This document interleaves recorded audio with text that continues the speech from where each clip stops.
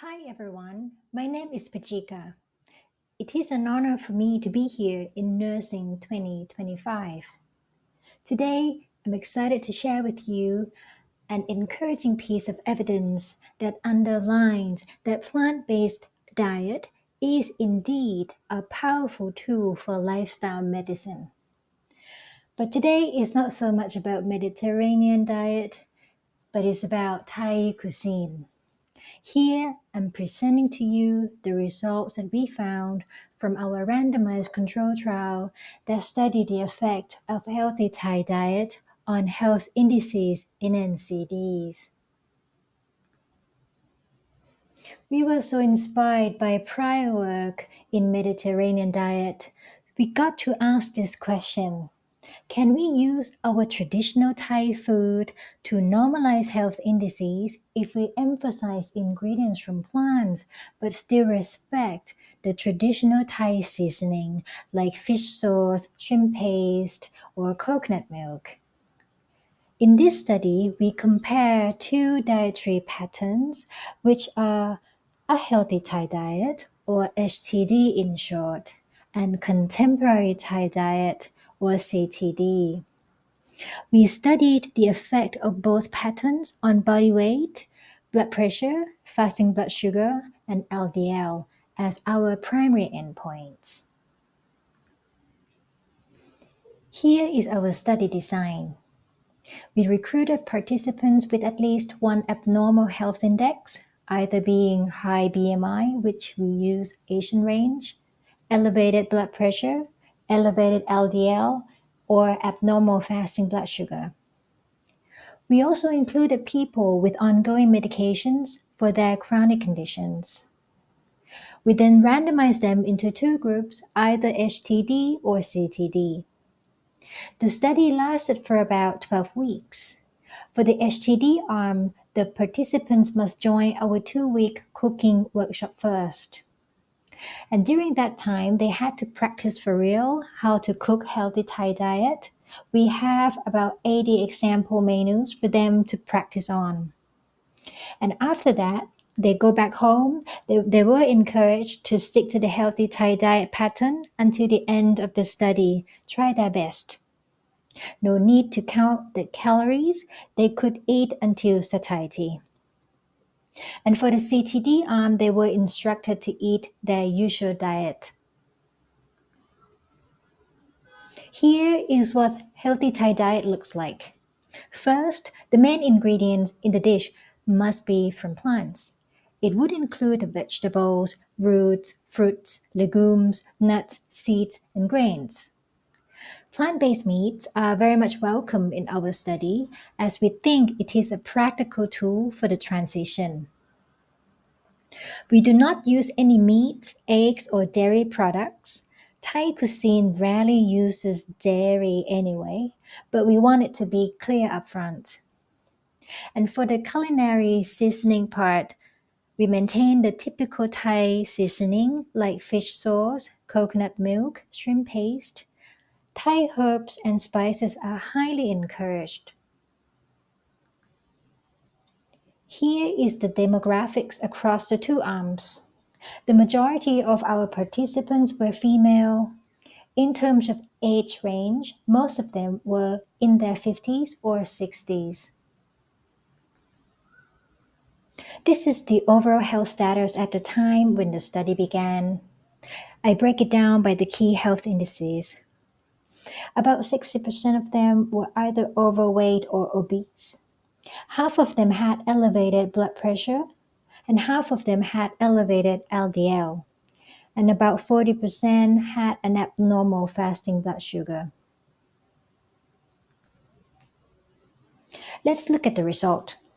In the first 2 weeks, the average body weight of the HTD group went down quite consistently. Overall, it went down by 2 kilos on average.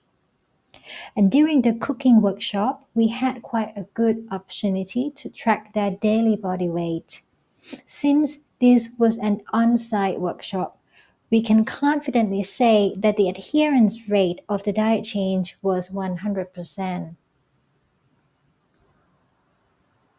Let's look at the systolic blood pressure during the first 2 weeks.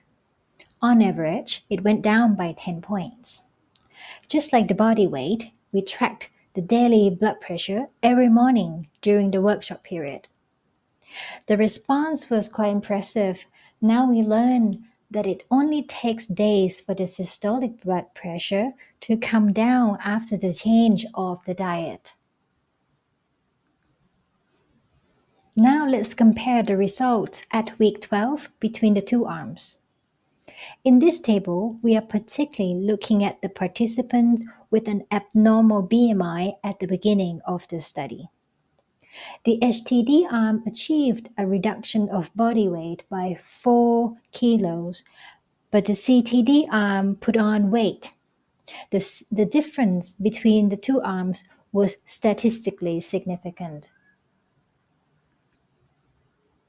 We are looking at the change in the systolic blood pressure of those who had an elevated value at the beginning of the study. The HTD arm experienced a reduction by 30 points on average after 12 weeks. The CTD arm experienced some reduction, but it was not significant. And the difference between the two arms were again statistically significant. After 12 weeks of diet change, the LDL level went down by about 34 milligrams per deciliter for the HTD arm. Though we also observed some degree of reduction in CTD, but it was not significant.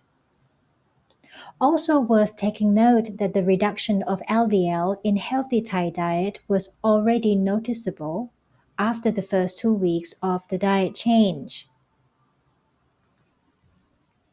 For the participants who were on diabetes drugs, if they were on oral medications, we reduced their medication to a single type, for example, just metformin alone.